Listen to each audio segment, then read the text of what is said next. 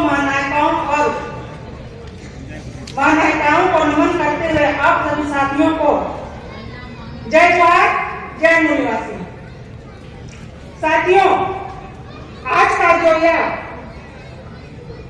बामसेट एवं राष्ट्रीय मूलवासी संघ का 39वां राष्ट्रीय संयुक्त राष्ट्रीय अधिवेशन में जो विषय रखा गया है वह विषय महिलाओं पे रखा गया है।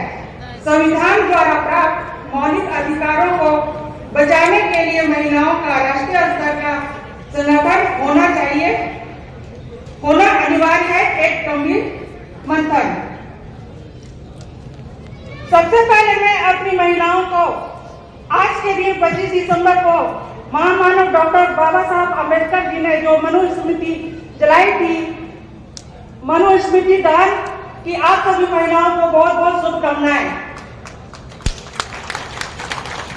साथियों, 26 जनवरी 1950 को जब बाबा साहब के द्वारा संविधान की जो रचना किए थे और उसमें भी हिंदू कोड बिल के द्वारा जो हम महिलाओं को जो हक अधिकार दिया गया था, वह अभी वर्तमान में जो आधुनिक मनुस्मृति है ईवीएम, उसके द्वारा हमारी महिलाओं का जो हक अधिकार है उसको अभी खत्म किया जा रहा है।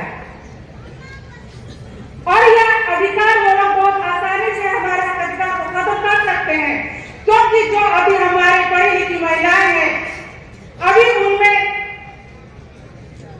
सामाजिक जागरूकता नहीं है। पहले जब हमारी महापुरुष बड़े बड़े आंदोलन किया करते थे, हमारी महिलाओं का साथ सहयोग लेकर, जो जिसमें हमारी महिलाएं अनपढ़ थी, लेकिन उनमें भी उस समय सामाजिक जो व्यवस्था में जो कमी खामियां थी, जिनको वो लोग हमेशा झेलते थे, और उनको मालूम होता था कि जो हमारा नेतृत्व कर रहे हैं समाज का, उसमें हमारे समाज की भलाई छिपी होती थी। और उसी का साथ सहयोग लेकर बाबा साहब भी हमारी महिलाओं का हक अधिकार को बचाने के लिए हिंदू कोड बिल में उनको भी, अभी जो हमारे घर की महिलाएं हैं वो भी आधुनिक गुलामी में जीती है, और हमारे पुरुषों को वो गुलाम महिलाएं जो बहुत ही अच्छी लगती हैं, क्योंकि बिना वेतन के, बिना डिमांड की वो अपने काम करती रहती है। और हमारे जो साथी हैं उनको लगता है कि बिना महिलाओं का साथ सहयोग के लिए हम लोग इस बड़े व्यवस्था परिवर्तन का जो काम माननीय बाबा साहब के नेतृत्व में जो हो रहा है उसको हम लोग आसानी से कर सकते हैं। लेकिन साथियों, हम लोग खुली आंखों से जो सपना देख रहे हैं वो सपना नहीं पूरा हो सकता है जब तक हमारी देश की आधी आबादी जो महिलाएं हैं उनको हम लोग अपने घर से नहीं निकालते हैं, तो यह व्यवस्था परिवर्तन का काम हम लोग नहीं कर सकते हैं। और हम लोग आशा करते हैं कि हमारी घर की महिलाएं घर में ही रहें और दूसरे घर की महिलाओं को, हमारी पड़ोस की जो महिलाएं हैं वो इस मैदान में आए, तो ऐसा नहीं हो सकता है। और अभी जो हम लोग 6 अक्टूबर को जो जन सैलाब देखे, उसमें महिलाओं का कितनी बड़ी भागीदारी थी, जिन्होंने इतनी बड़ी मोर्चा को संभाला। इसके बावजूद भी अगर हम लोग नहीं जागरूक हुए और समय की जो गंभीरता है, समय की जो मांग है उसको हम लोग नहीं समझ पाते, तो यह हमारे अंदर की खामियां हैं और हम लोगों को अपनी खामियों को दूर करना होगा। तभी जो है हम लोग इस व्यवस्था परिवर्तन के काम में माननीय साहब का साथ सहयोग कर सकते हैं। साथियों, अगर नहीं करेंगे तो आने वाली पीढ़ियों को हम लोग नहीं बचा सकते हैं। तो दूसरों के नाम से कम अपने बच्चों की भलाई के लिए हम लोगों को इस व्यवस्था परिवर्तन में आना ही होगा, वरना वो दिन दूर नहीं। जब कि जैसे मेरी जैसी मैंने जब माइक में बोल रही है, तो आप समझ सकते हैं कि अभी का जो मौका है इसको हम लोगों को अच्छी तरह से भुनाना होगा, और नहीं भुनाएंगे तो फिर हम लोग घर की चौकीदारी में बैठे रहेंगे। आप लोग तो उसमें साथ सहयोग करिएगा साथियों का। और मैं ज्यादा समय न लेते हुए, क्योंकि समय की सीमा को ध्यान में रखना है और हमारे अभी वक्तव्य भी अभी बाकी है, तो अब मैं अपने वक्तव्य को यही समाप्त करती हूँ। आयोजकों ने मुझे बोलने का जो समय दिया उसके लिए बहुत बहुत धन्यवाद। जय जोहार, जय मूल्यवासी, जय संविधान। धन्यवाद। धन्यवाद माननीय वसुंधरी मैडम। साथियों, जय मूल्यवासी।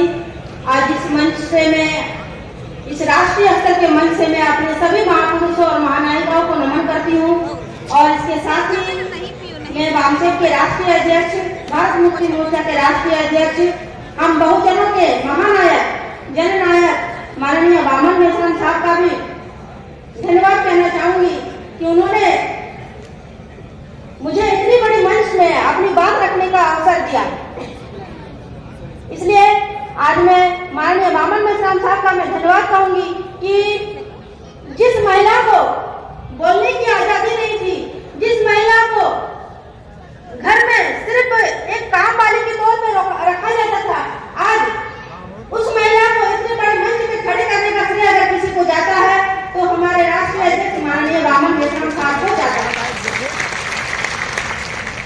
साथियों, आज देश में बहुत सारी समस्याएं हैं और सभी समस्याओं में आंदोलन हो रहे हैं, मूवमेंट चल रहे हैं, संघर्ष हो रहे हैं, लेकिन जो महिलाओं की समस्या है, महिलाएं जो आज हमारे देश में प्रताड़ित हो रहे हैं, उनकी जो आंदोलन भी हो रही है, लेकिन आंदोलन होने के बाद भी महिलाओं की जो स्थिति है उसमें आज तक कोई बदलाव नहीं होता हुआ दिख रहा है, क्योंकि इस लड़ाई में महिलाओं की भागीदारी होती ही नहीं है। साथियों, बाबा साहब ने हम मूलवासियों को, हमारे समाज के पुरुषों को संवैधानिक तौर पे जितने अधिकार दिए हैं उससे ज्यादा अधिकार महिलाओं को दिए हैं, क्योंकि बाबा साहब को संविधान लिखने से ज्यादा खुशी हिंदू कोड बिल लिखने में थी, लेकिन फिर भी महिलाओं में आखिर जागृति क्यों नहीं आ रही है, इस बात को समझना होगा। साथियों, बाबा साहब ने हमें बहुत सारे मौलिक अधिकार दिए हैं, बहुत सारे आर्टिकल्स हैं, उसमें से मैं कुछ आर्टिकल्स में आपके सामने रखना चाहूंगी।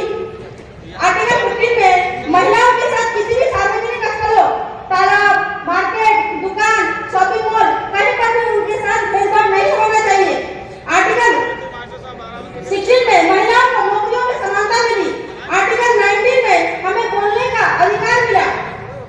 आर्टिकल 39 में पुरुष और महिलाओं को समान कार्य करने के लिए समान वेतन का प्रावधान किया गया।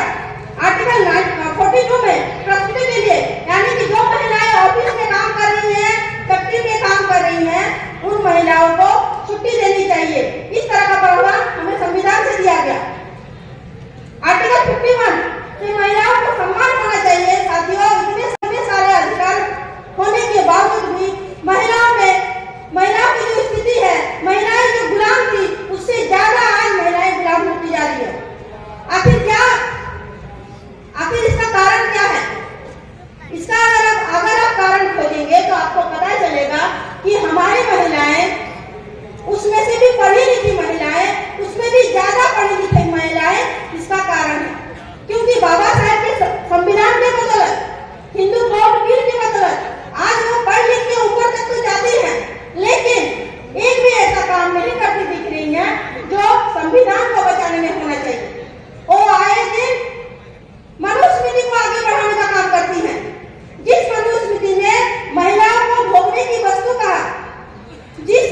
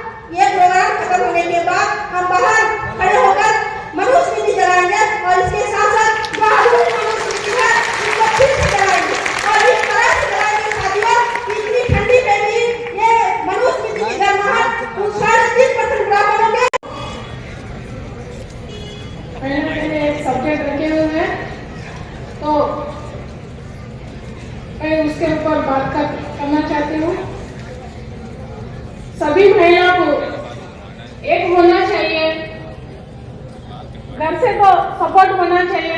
वो कैसा पूरी महिला घर को संभालती, घर को संभालने से ज्यादा संगठन में काम करने से ज्यादा नहीं हो सकता है।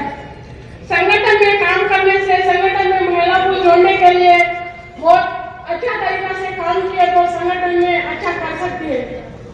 महिला है, पुरुष एक ही बोलना है, उनका पति, आपकी जिम्मेदारी है महिला को लेके आना, संगठन में जोड़ना है, आपकी जिम्मेदारी है।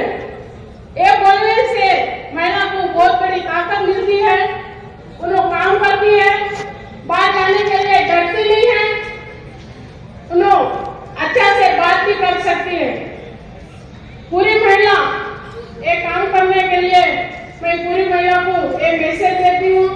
मैं भी तेलंगाना में पति के साथ जाती हूँ, काम करती हूँ, संगठन के लिए काम करती हूँ और पूरी महिला को बोलने के लिए अच्छा टाइम भी मिलेगा। महिला को होना एक ही टाइम, घर संभालने के पति के साथ बाहर निकले तो टाइम भी मिलेगी, ताकत भी मिलेगी बात करने के लिए। मैं इतना बोलना चाहती हूँ। मैं डेली जाके एक काम कर रही हूँ, इसलिए मैं ये बता रही हूँ, ज्यादा बोलने से कुछ आने वाला नहीं है, काम करना बस। जय हिंद।